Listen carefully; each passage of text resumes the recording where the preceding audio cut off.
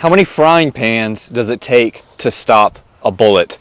We have some very durable stainless steel pans, Zach. These things were actually very expensive. They're very heavy, they're pretty thick. They're lined up in these little cinder blocks here. And I don't know, I feel like it's like a common thing that you see in movies or video games or whatever. You see like stopping a bullet with a pan or something.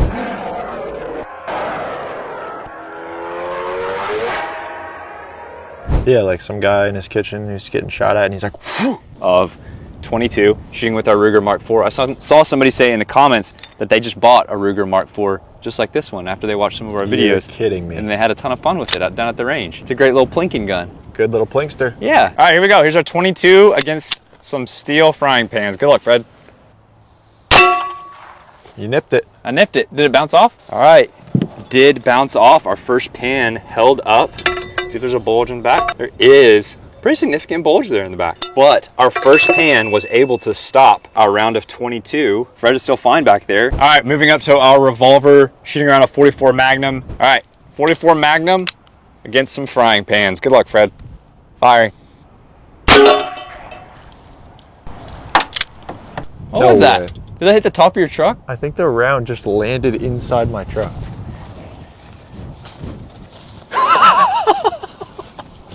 How did that happen? That's nuts. Guys, we did not fake this. What are the odds? So wait, let's see if it went through the first pan. How did that even happen? Yeah, it did go through. It came through the first pan, out the back. Oh, and then it bounced off, glanced upward. Because it was in the air for like 3 seconds. Yeah. So it must have went up and then down. I'd be curious to rewatch that and see the hang time of the bullet. All right, moving up to our AR here. This is the first rifle that we've shot, shooting around a green tip 5.56. This is gonna be very interesting to see head to head. The green tip 5.56 was actually the one that penetrated the furthest through our tires that we just shot last week. Is it going to beat the Deagle yet again and maybe even beat the 308 again in terms of penetration? Let's see. All right, here we go. Green tip 5.56, locked and loaded. Good luck, Fred. You ready, Zach? Yep. Firing. Didn't move at all. It's gotta be just because that bullet is going insanely fast compared to the other ones, and it just went through like butter. Here's our small, clean entry through 1, 2. Look how much different this entry is. That bullet starts to turn. This is number 3. 4, at this point, that bullet is like splintering into different pieces. So there's like multiple entries right here. 4, and then bounced off of our 5th right here. Look at that. That almost looks like the tip of the bullet right there, Zach. Big bulge in the back, like multiple bulges right here, but it did not come through. And I am seeing a piece right here. Oh yeah, look at that. Okay, our green tip 5.56 is in the lead with 4 pans, right, Zach? I think so, yeah. 4 pans for the green tip 5.56. What is our 12 gauge gonna do? We're shooting a slug. We officially have the slow-mo camera out. I'll be interested to see what this one looks like. Let's do it. All right, here we go. Firing. Chaos. Whoa. Yeah, I went through so fast. Absolute chaos down there. All right, Zach, here is our entry in our first pan. Massive exit there. I saw 2 pans fall down right here. So it went through these 2 pans that were right here, and then small little dent right here in our 4th pan. So after watching that slow-mo, I was able to see that the slug actually landed right down here in the grass. Look at this thing. Look how shiny that is. Wow. There's the back side of it, I'm guessing, and then this is the front side. Well, you know what I think it did is it's the stainless steel. Oh, you think it's actually coated in that? I think you're right, because look, that's the slug. And then you can see these pieces. It has a layer of the pan in front of it. Yeah, wow, that's... All right, we have our gold scar. We are in position. We have a round of 308 that we're gonna be shooting out of our scar, and we'll see, is this gonna beat the green tip 5.56, or is it gonna fall short like it did in the tire video? Can the 308 make it through more than 4 pans? Let's see. Firing. Whoa! Wow. Look at that flame.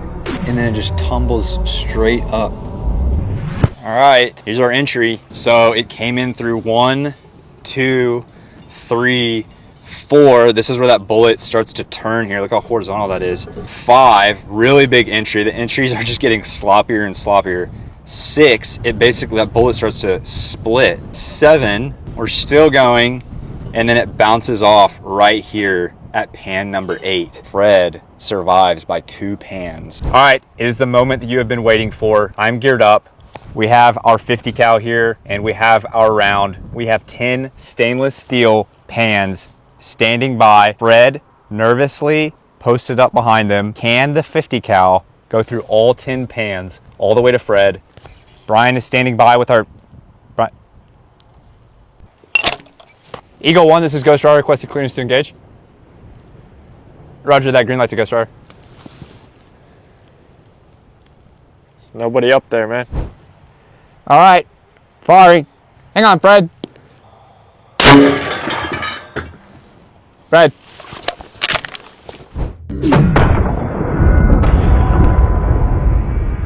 Wow, dude, I think it may have made it to number 9. I definitely see holes in number 9. There's just a big flash. Rewind it again. So that bullet entered pretty center, kind of veered up and up and up, and then caught that 9th pan. Yeah, man, I think it may have made it to number 9. Let's go see. All right. Oh my gosh, dude, it literally made it to number 10, but wasn't enough to make it through to Fred. Oh. I think that it just did that though. It looks like it went through his arm. Oh. And he did lose his head, but he always loses his head. So it's interesting, that bullet's traveling so fast. Here's our entry right here in pan number 1, semi-center. This pan is actually still warm. Pretty center in our second pan. That bullet's traveling so fast that it just travels straight through him. And then the destruction begins. We just start losing pans as that bullet, look at that side, look at that bullet just turned completely horizontal on that pan. It literally looks like the outline of a bullet. That's insane. And then as our bullet travels, so lots of charring in this one, right about center of all of our pans.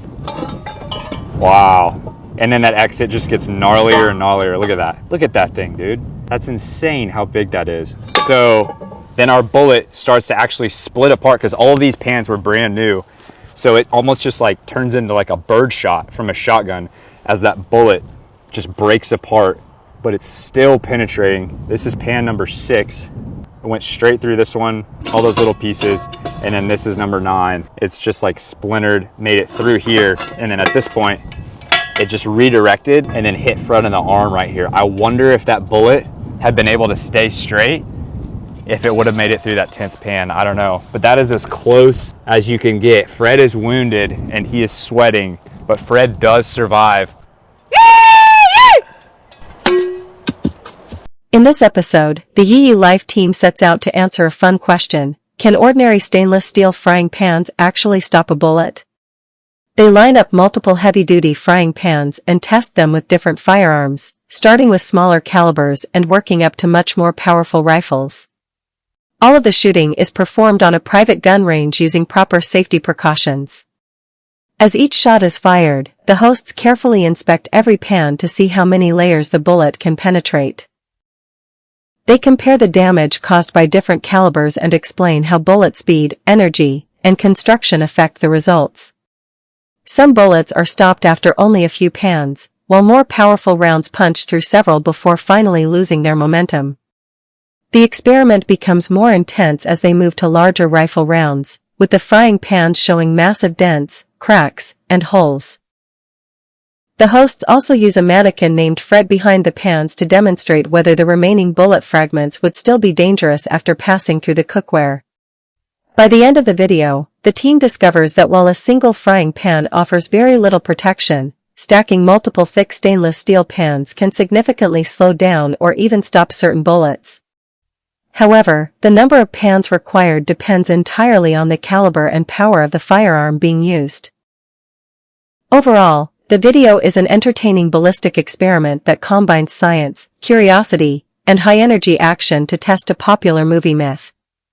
It demonstrates how different materials react under extreme impact while emphasizing that all testing is conducted in a controlled environment by experienced individuals. The hosts also compare the results after every shot, explaining why some bullets deform while others keep traveling through the metal. The experiment highlights how the thickness and material of the frying pans affect their ability to absorb impact. Slow-motion footage gives viewers a closer look at the moment each bullet strikes the target, making the test even more exciting. Throughout the video, the team mixes scientific curiosity with humor, keeping the experiment entertaining from start to finish. While the results are fascinating, the video makes it clear that frying pans are not a replacement for real ballistic protection and should never be relied on for personal safety.